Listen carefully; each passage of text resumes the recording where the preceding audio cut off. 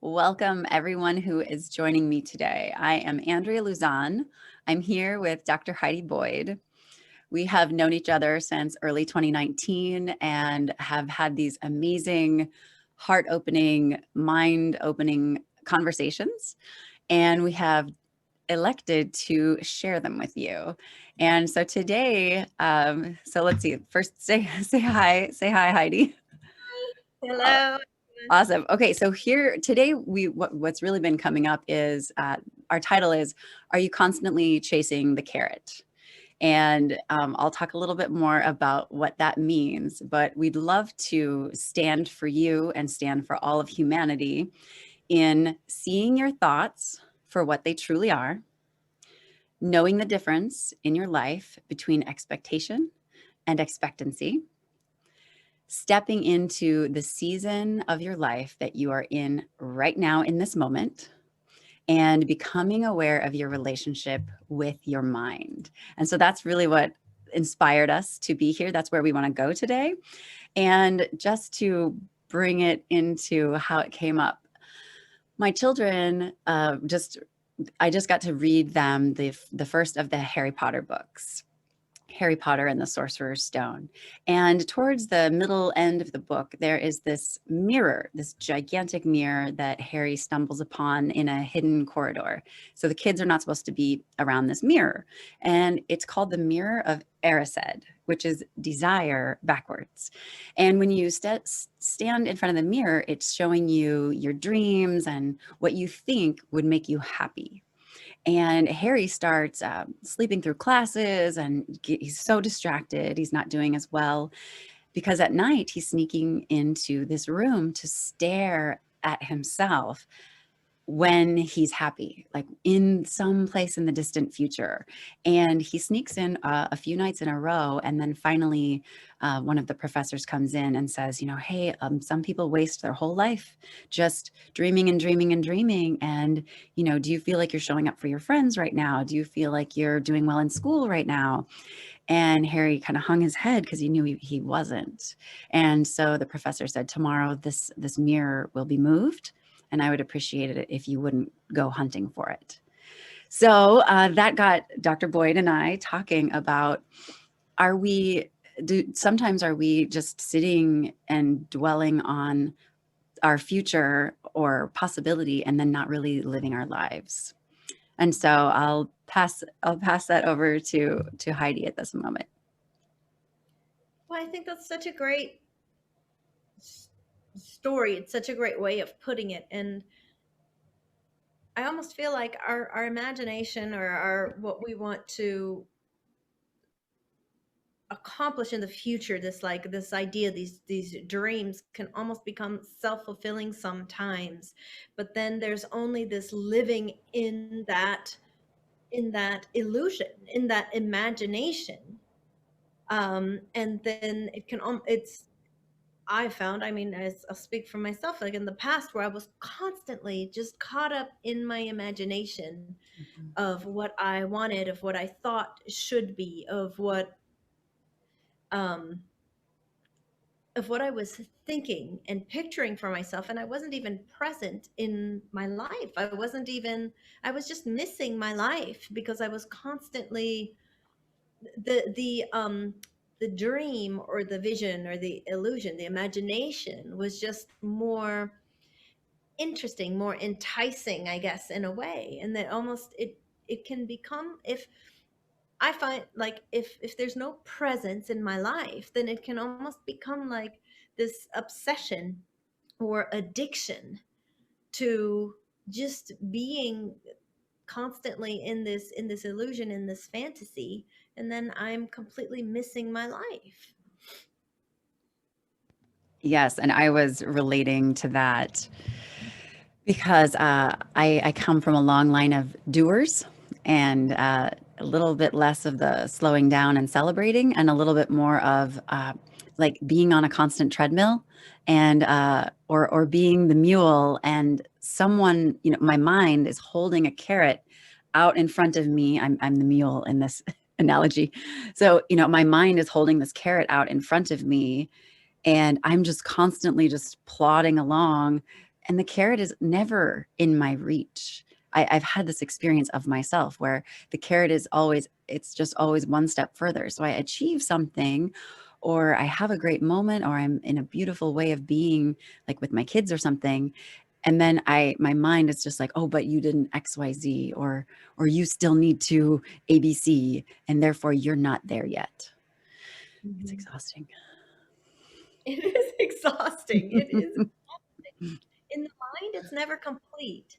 In the present, we are all already complete. Mm, Knowing in the heart. In the heart, we know, like we know that we're complete. And we know that when we're in that heart space. I think that what we don't realize is that we are the ones. It's so easy to think that, oh, for me, one of the biggest things of my entire life was that I needed a life partner, that I wanted a life partner.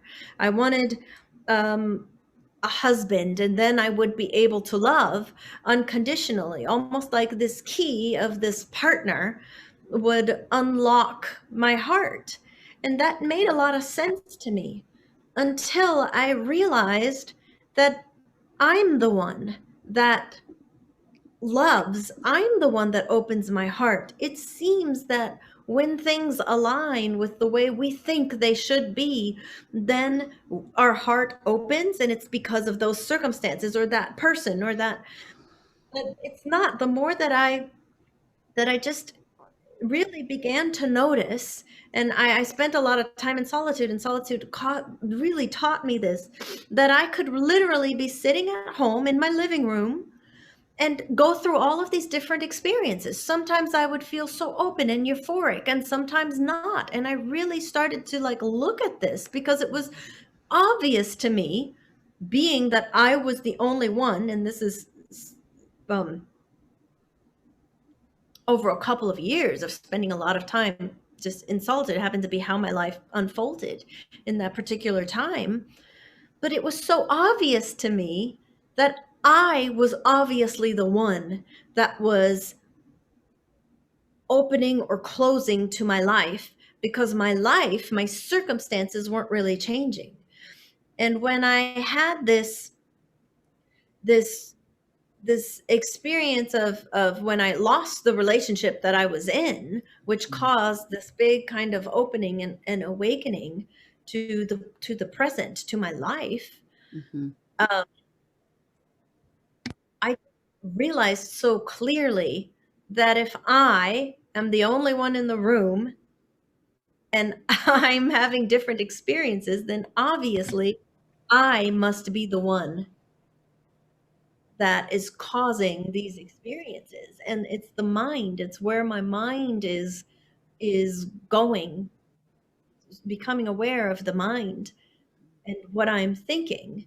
I notice is where I'm then having an experience of opening or closing, of blocking this like natural energy or this like natural love. Yeah, I hear you that we take ourselves out of the present moment when we are living. It seems fair to say that the mind, that your thoughts are constantly based in the past, and then our mind creates images. A lot of times our mind creates images in the moment of a supposed future or an imagined future, but it's always based on past experience. Like, are we trying to avoid, like, oh no, what if this happens? If I come out bigger in regards to my belief system, what if someone laughs at me? And then I'll remember when I was 5 and kids were teasing me because I was the new kid, or I fell over, or something happened. And so that avoidance, it's really about being in the present moment. It's really watching our thoughts. I love what Eckhart Tolle has said about the more often we get still, the more often I feel like you're living this experience already, Heidi.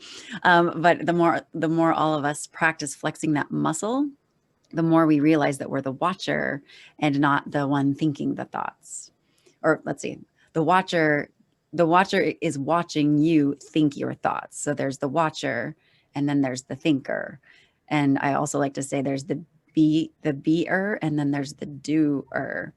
there's your way of being, and being solid in that, and being intentional, and living your life from the value systems that matter to you. And then I feel like then there's the doing, and then there's the distracting, and there's the sitting in front of the mirror of Erised and not living your life. Yeah. Yeah. Yeah. And I really find that the doing is not, doing happens. I don't have to do that. I don't have to claim that. Doing happens. It's a part of life. My life continues to unfold and I engage in it. Mm-hmm.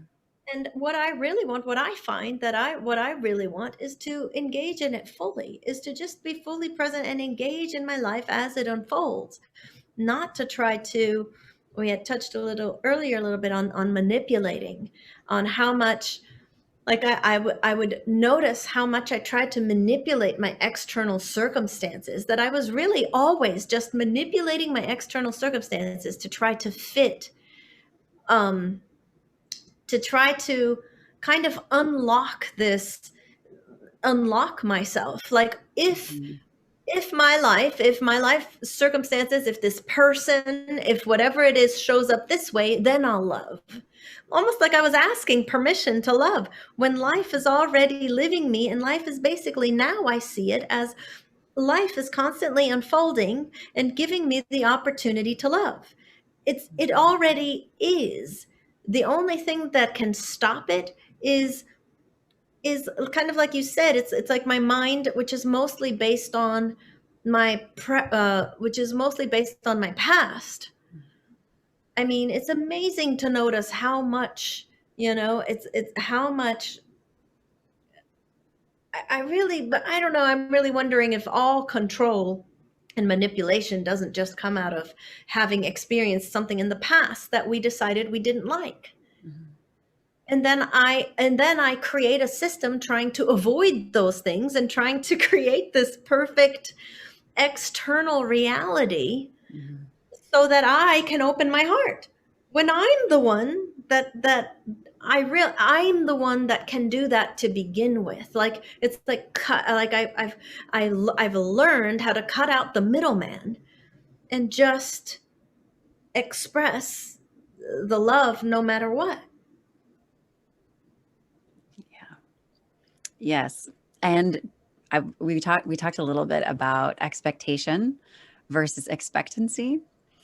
And it sounds, what I'm hearing you say is that Explain what you mean when you say expectancy. right, yes.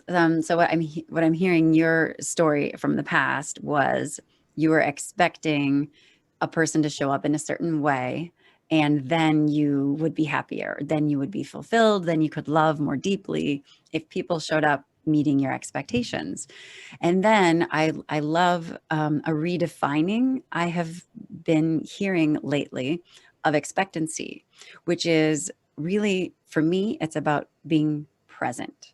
So instead of expectation, which is past based, future based, not in the present moment, expectancy for me is, it's kind of about trust. And you know that your highest good is always unfolding, whether it meets your expectations or not. But when you're living in expectancy, you're living your truth in every moment, and Yeah. just being present. There's still a hopefulness, there's still a trust in the universe and your highest good unfolding. And yet there's not a, but it has to look like this. Yeah. Yeah, it's amazing, like this is what the mind is doing. It's comparing the present moment, and it's usually comparing it to something based on the past. Even if I'm imagining a future, it's usually based on the past. I'm getting it from something that happened. Mhm. Now, there is a different kind of mind that I like to call universal mind. There's my personal mind, which is this past and this future of my experiences. And then there's universal mind. And universal mind I experience as inspiration, Mhm. sight, creativity, And that comes out of the present. That is spontaneous and comes out of the present. It has nothing to do with the past or a future. It is when we have these insights and we go like, oh my gosh, and it shifts our whole reality. We have these creative things where these beautiful, the arts come out of this creative universal mind, or insight, or inspiration when we're inspired. So that's what I like to think of as universal mind, and that's always that's in the present. That comes out of being present to my life, versus my personal mind is all about me. It's all about me caught up, and I notice how often I make things about myself. Like the only way that I suffer, that I have found, is if I'm making it about me. Mm-hmm. Making whatever is happening, this life that is unfolding, that is billions of universes that are functioning perfectly harmoniously. My body is taking care of itself. It breathes, my heart beats, my blood circulates. I don't do any of that. But if I make it about me, I haven't really found any other source of suffering other than when I try to hold something or push it away, or well, basically, I mean, the basic way I can say it is if I make it about me. But what I find more and more, and where I live from, is this, there's this space, like when you were saying, when we're witnessing, when I fell into witness consciousness, there was a space. It's this inner space, and it's completely still, and it's like my center, Mm-hmm. and everything happens around it, or everything can happen. It's like you were saying one time, you were said the eye of the storm, but it's like it's this stillness. And at one point something just happened where thought literally like fell. It was like my past and my future literally just fell away, and all I had was the present moment. And it was just, I still don't really have any belief, any attachment, any to a past or a future. I really don't spend like my thoughts. I don't find thoughts. I find it less and less thoughts arising like that, like where I'm thinking about some kind of a past or some kind of, or like like less and less, more and more, as I'm able to witness, to stay in the witness.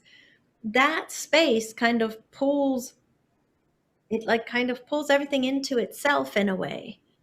And it's really a space of non-thought or inspired thought, what I like to call universal mind. Like inspiration comes out of it, but I don't find thoughts like myself dwelling on anything. Things are just kind of able to come and go, and it really kind of surprises and shocks myself sometimes, that I'm just like, what? Like how things just seem to pass through and flow through. Mm-hmm. Yes. So would you say that watching our thoughts kind of like clouds passing by, or, an awareness strategy? Because not everyone is trained in meditation or in the concept of watching our thoughts. So we were talking about how we can have a better relationship with our mind, and how can we enjoy the season of life that we are in right now. I'm a mother with two, first graders, and starting a business, and in a beautiful relationship. And also relationships can be challenging. And, so there's so much beauty in my present moment. And then, the monkey mind comes in, and then I'm the mule with the carrot that can't be reached, and I'm just out of the present moment. So if you were to share some wisdom about how individuals can improve their relationship with their mind so that they can get back to living in the present. what would you share? Well, I mean, to me, noticing, it's like noticing that, like when we talk about different seasons, really Mhm, honoring and respecting where I am. And that can be the beauty of that in my mind, I'm able to make a comparison. mhm, So I can use the mechanism of the mind, how my mind functions. And one of those ways that it functions is it's able to compare. I'm able to remember that I was in a relationship, and now for me, I'm single.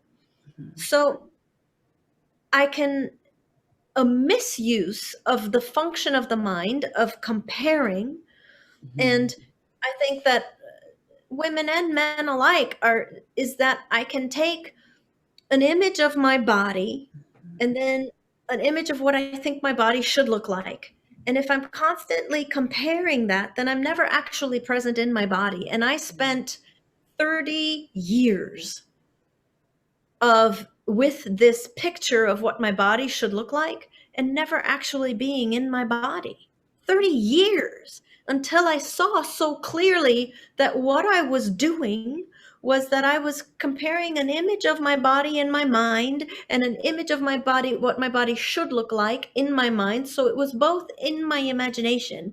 It was an image of what I thought my body looked like now and an image of what I thought my body should look like of a picture that I saw when I was 14. And that was where I was living in these images. And I was not ever actually really present in my body.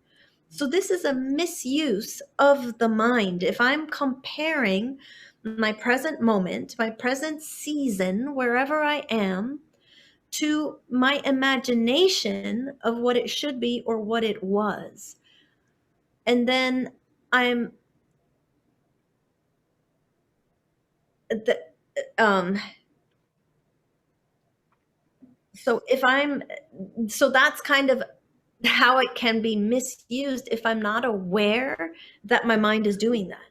yeah, But if I become aware of it, that happens, oh, I'm comparing right now. Really, expectation is a comparison. I have to have some kind of present or what I think is present, and then some kind of imagined other point that I'm holding it up against. yeah. That's totally landing with me. I've You got know, so many examples of how that plays out in our daily existence. yeah. Like we're doing the mind is doing this all the time. This is relationship. A relationship is between 2 points. Mhm, The mind is constantly doing that. But really in the present moment, that's not possible. It's not possible to compare this present moment because it's never happened before.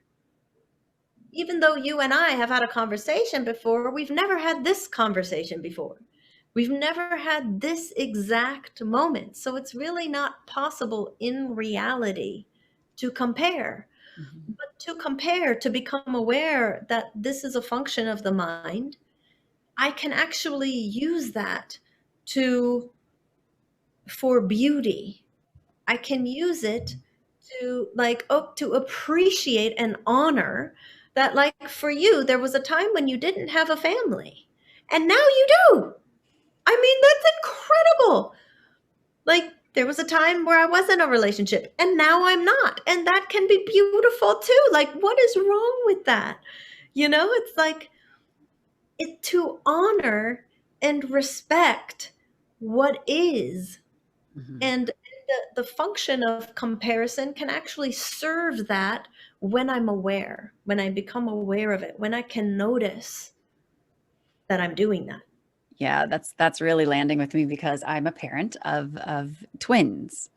And so perfect opportunity to witness myself sliding into comparison. And what a perfect opportunity for me to be present to the fact that my kids could not be more different from each other. Seriously. They're boy and girl and snuggly and rambunctious, and it's just wild. It's it's so fun when I am present, and it becomes battle like, and I can feel myself getting constrictive when I'm sliding into comparison, and not even necessarily the two of them comparing to each other, but how do other families do it? How do other mothers behave? Oh, so I love bringing awareness to that as a tool of, are you moving into this situation because you're afraid of something, because you're making a comparison to how you're being, to how you want to be, or how some other parent is doing it. Just it's such a beautiful tool, and really just breathing into the moment and being exactly where you are. And really, isn't it often how we should be? I really spent a long time taking these words completely out of my vocabulary. I would not say should, that I should do anything, that I need to do anything, that I want to do anything. Just literally consciously taking those words out of my vocabulary and restructuring how I spoke in my mind. Because I never found a should to serve me. I should according to what? According to whom? Mhm. There's nobody else. Like I'm the only one in here. Like who am I talking to? Mhm. That might So be I'm my favorite quote. My Heidi quote is always gonna be, "I'm the only one in here." I love that. I'm the only one living this experience. So well I that's love what I like to say. My experience is my experience. it. Mm. Nobody else is having it. So who am I comparing to? I'm the only one that's ever had this experience. Well, how is it? It should be different according to what? Do you know, like, my life can literally not unfold in any other way, and neither can yours, because reality is singular. What is. I can think. I can think that it could be different, and guess what? Life doesn't care. It just keeps coming, and here it is. Reality doesn't care what I think about it. It is. And I love that. Like I can be solid in that. When I'm present, I can trust reality. We talk a lot about trust. I don't need to trust because what is. And that I can always trust. Mm. Yeah. Well, I feel as though we have touched on all of the points that we were excited about earlier today. Heidi and we attended the University of Santa Monica studying spiritual psychology, and it was such a huge gift. And that's how we came together, and we got to hold each other accountable in some certain areas. And then lo and behold, we were brought back together. Oh, and then there's my timer.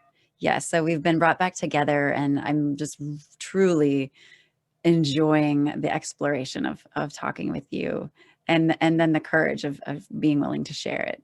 So thank you so much, Dr. Heidi Boyd. Thank you. Thank you. This is so, yes, I love you. I love I, you so much. I love you too. This is truly a gift. I'm so grateful. And we're going to see how many weeks and months we can just keep this going. Friday is working out really well at this time, and we'll see what unfolds. Yes, We're we're gonna allowing life to be. go with it. Yes, Just, going with it. Yeah, so we're being in the flow, and we'll be back here soon. So I'm Andrea Luzon. I'm Dr. Heidi Boyd. Thank you so much for being with us. We'll be in touch soon.